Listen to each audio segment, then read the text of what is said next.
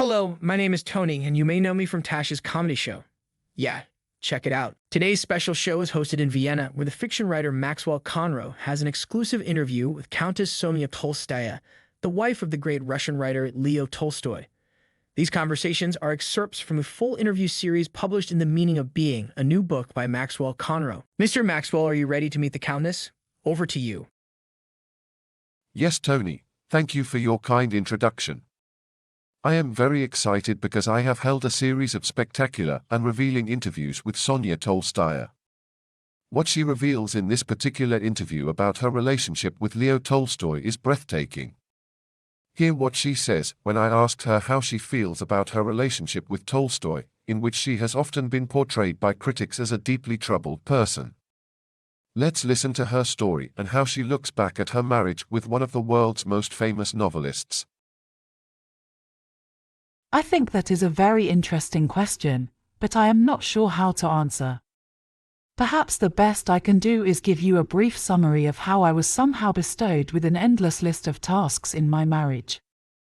I almost never dared to say no, because I wanted to please my husband. If something was amiss, I really almost assumed it was my fault, and feared that I failed to fulfill my husband's expectations. I now know this was the wrong attitude of me. I was so completely subservient and devoted at the same time, and he gave me almost nothing in return that I was craving for. But let me try put in perspective what happened to me in my marriage to Leo Tolstoy. In any case, our marriage would completely wear me out, both physically and emotionally, in the course of my life. First and foremost, it was my husband's stern conviction that we should not use any birth control. This resulted in me being pregnant for more than 10 years of my adult life, close to 4,000 days. I was never languishing on a couch, but running the daily affairs of our household, the estate, and numerous other tasks. During it all, our life was constantly in the public eye, with a steady stream of visitors to our house. I can say it was very trying to never being able to choose my own friends and having to entertain anybody and everybody. This endless wall of guests perpetually standing between me and my husband. At some point I realized I had become tired and depressed.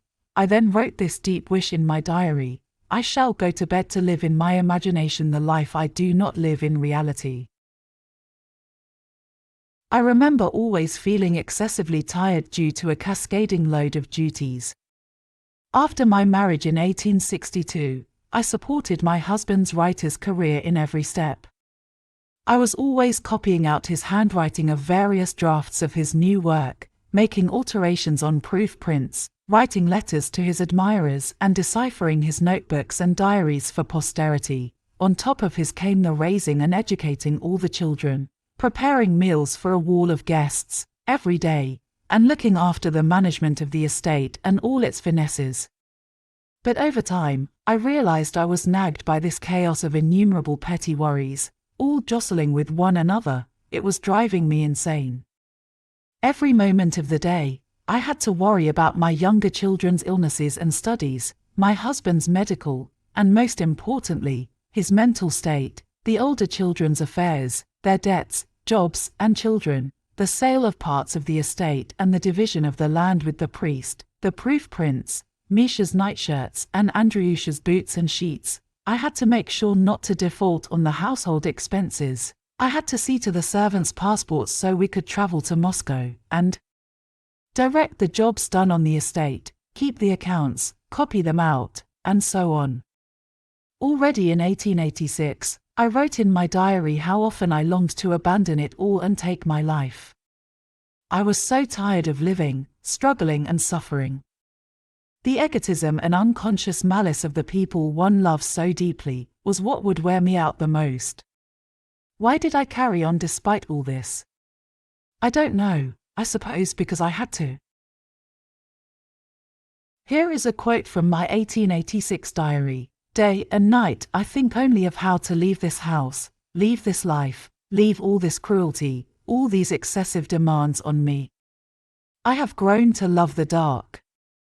The moment it is dark I feel happier, for then I can conjure up all the things I used to love, all the ghosts from my past. Last night I caught myself thinking aloud, and was terrified that I might be going mad. Surely if I crave the darkness, I must crave death too. My name is Maxwell Conroe, and I am a writer. This interview excerpt is from my latest book, The Meaning of Being. It becomes clear that Sonya Tolstaya sacrificed her own interests to support her husband's writing career. Tragically, the emotional intimacy and physical tenderness she was longing for in her marriage were things her husband, Leo Tolstoy, could not give her. He was completely occupied with writing his novels such as War and Peace and Anna Karenina, and secretly lusted for a peasant woman named Aksinya, with whom he had an illegitimate son, named Timothy. All her life Sonya was basically alone in her craving for deeper tokens of love. Marital bliss remained elusive. My book, The Meaning of Being, features 7 interview sessions with Sonya Tolstaya, and 16 further essays analyzing what French and Russian naturalist writers can tell us about unfulfilled love and its deeper meaning. The book is available from all major bookstores and online. Thank you for watching this interview summary.